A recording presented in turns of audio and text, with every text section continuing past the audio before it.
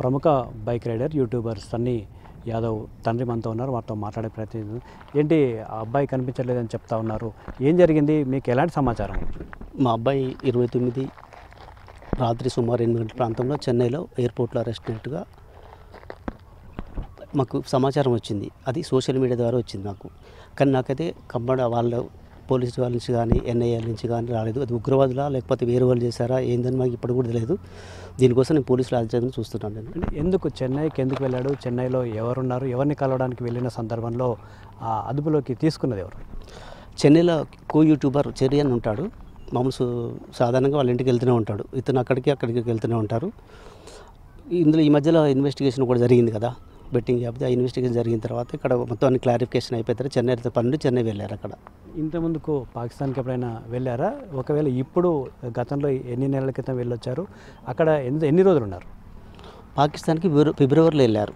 ఫిబ్రవరిలో వెళ్ళి సుమారుగా ఒక 1.5 month 2 months మధ్యలో ఉండొచ్చు అక్కడ. ఈ ఉగ్రవాద దాడి జరగకముందే ఇండియాకి తిరిగి వచ్చాడు అతను. వచ్చి ఇక్కడ ఇండియాలోనే ఉన్నాడు. వచ్చిన తర్వాత బెట్టింగ్ యాప్ కేసు ఉంటే ఆ కేసు కూడా అది బెయిల్ వచ్చేసింది. దానిపైన అది కూడా క్లారిఫై అయిపోయింది. అయిన తర్వాత మళ్ళీ ఇప్పుడు ఈ పాకిస్తాన్ కొత్తగా మళ్ళీ క్రియేట్ చేశారు. ఇప్పుడు అది ఎన్ఏబుల్ చేసేది తెలియదు, మరి వేరే వాళ్ళు చేసేది తెలియదు. ఇప్పటివరకు మేము కూడా ఆందోళనలో ఉన్నాం. అంటే సన్నీ భయ్య కనిపించకపోవడం ముందు నుంచి కూడా మీ ఇంటికి పోలీసులు వచ్చినట్టుగా తెలుస్తూ ఉంది. ఎవరు వచ్చారు, వాళ్ళు ఎలాంటి సమాచారం మీ దగ్గర నుంచి సేకరించారు, ఎలాంటి పత్రాలు వాళ్ళు మీ దగ్గర పరిశీలించారు? మామూలుగా సెంట్రల్ నుంచి వచ్చామని చెప్పారు. అడిగారు అసలు ఎక్కడ బాబు అడ్రస్ ఇదేనా, ఇక్కడే ఉంటాడా, మొత్తం తీసుకుని మొత్తం అడిగారు నన్ను.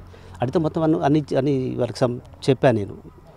చెప్పిన తర్వాత వాళ్ళు వెళ్ళిపోయారు. అంతే, ఏం అడగలేము దాని గురించి. మళ్ళీ నన్ను ఎలాంటి సమాచారం అంటే దీనికి సంబంధించి మీకేమనిపిస్తుంది, ఎవరు తీసుకెళ్లారనిపిస్తుంది? అంటే సాధారణంగా ఇప్పుడున్న సమాచారం ప్రకారం ఎన్ఐఏ తీసుకెళ్ళిందని చెప్పవచ్చు.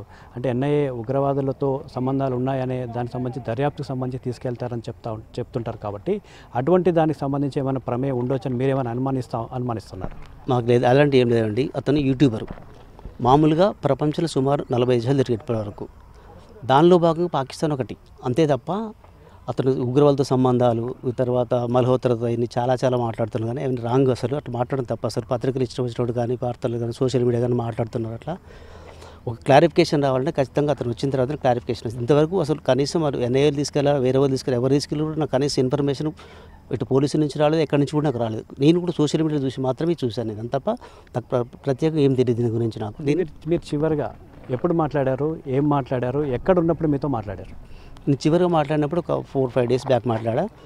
దాని తర్వాత 3 days బ్యాక్ నేను ఒకసారి 29 నాడు కాల్ చేస్తే లిఫ్ట్ చేయలేదు. దాని తర్వాత ఈ న్యూస్ చూసిన తర్వాత నాకు అప్పుడు అర్థమైంది, ఇలా తీసుకెళ్లారని చెప్పింది. కానీ ఇంతవరకు నాకు ఈ రోజు వరకు చూశాను, సమాచారం నాకు ఇవ్వలేదు. ఖచ్చితంగా నేను వెళ్తాను, పోలీస్ దగ్గరికి వెళ్తాను, న్యాయస్థానం ఆశ్రయిస్తాను, వాళ్ళ దగ్గర నుంచి సమాచారం సేకరిస్తాను. అంటే నిన్నటి నుంచి కూడా కనిపించట్లేదు అనేది ఒక బాగా స్ప్రెడ్ అయిన నేపథ్యంలో ఎవరినైనా కలిసారా, ఎవరితోనైనా మాట్లాడే ప్రయత్నం చేశారా? మీ అబ్బాయి జాడ కోసం ఎవరి దగ్గర ఆరా తీశారా?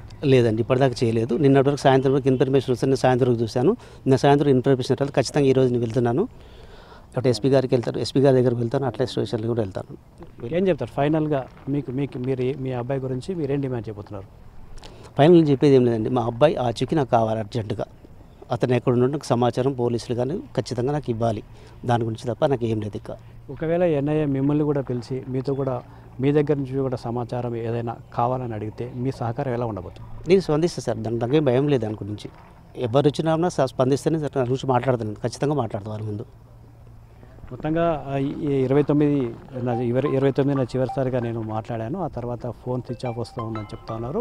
బైక్ రైడర్ ఎవరైతే ఉన్నారో అతని దగ్గరని వెళ్ళిన సందర్భంలోనే సన్నీ యాదవ్ మిస్ అయ్యారని కూడా చెప్తా ఉన్నారు. సన్నీ యాదవ్ సంబంధించిన జాడ తమకు వెంటనే తెలియజేయాలి, ఎవరు విచారణ జరుపుతున్నారో వాళ్ళకి పూర్తి స్థాయిలో సహకరించడానికి తాను తండ్రిగా సిద్ధంగా ఉన్నానని కూడా రవీందర్ చెప్తా ఉన్నారు. కెమెరామెన్ బాలుతో విజయభాస్కర్, NTV, నల్గొండ జిల్లా.